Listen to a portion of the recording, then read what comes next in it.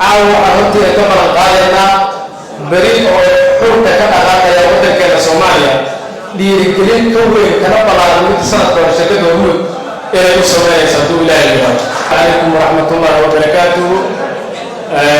wasiirka wasaaradda dhalinyarada, madaxda wasaaradda, madaxda xiriirka kubadda cagta Soomaaliyeed, legendska, madaxda kooxaha iyo salaan gaar ah oo aan u wadno macalinka under 17ka ustaad maaragtay amiin dhammaan marshada kale munaasabada ka soo qayb gasho waxaan ku salaameynaa assalaamu calaykum waraxmatullaahi wabarakaatuh. shirkadda Hormuud waxaa caawa farxad iyo reereen u ah inay ka soo qayb gasho munaasabadan sagootinta loogu sameynayo dhalinyarada xulkeena qaranka ee 17 jirada ah oo aan xusuusano guushii taariikhiga ahayd oo ay sanadkii hore ummadda Soomaaliyeed u soo hoyeen.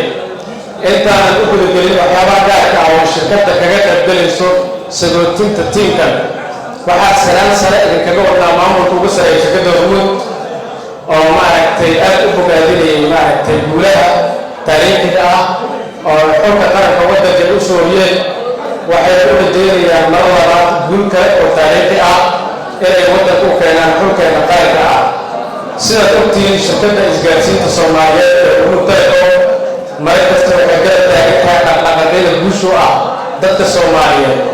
halkudhig waxaa jira shirkaddu ay qaadatay oo afka qaadan ku suntan oo ah Soomaaliyeed success story ama Hormuud ee guul Soomaaliyeed.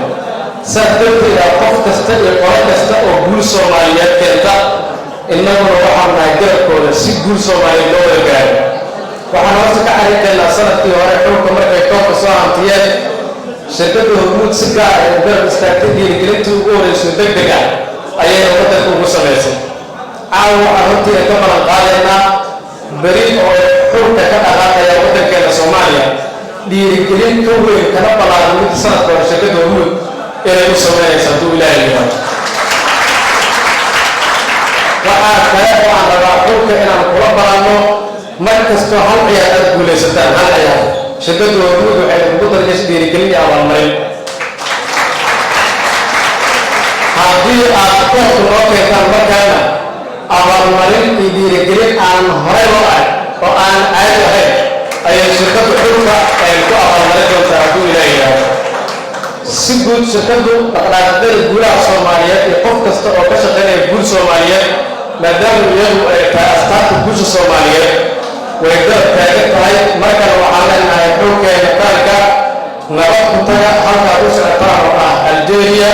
waa idin soo duceynaynaa maamulka sare iyo dhammaan Hormuud group garabkiina ayay taagan yihiin guul ay ku farxaan dadka Soomaaliyeed ayaan markale igu rajeynaynaa si hordhaca ay kugu sii hambaleynaynaa.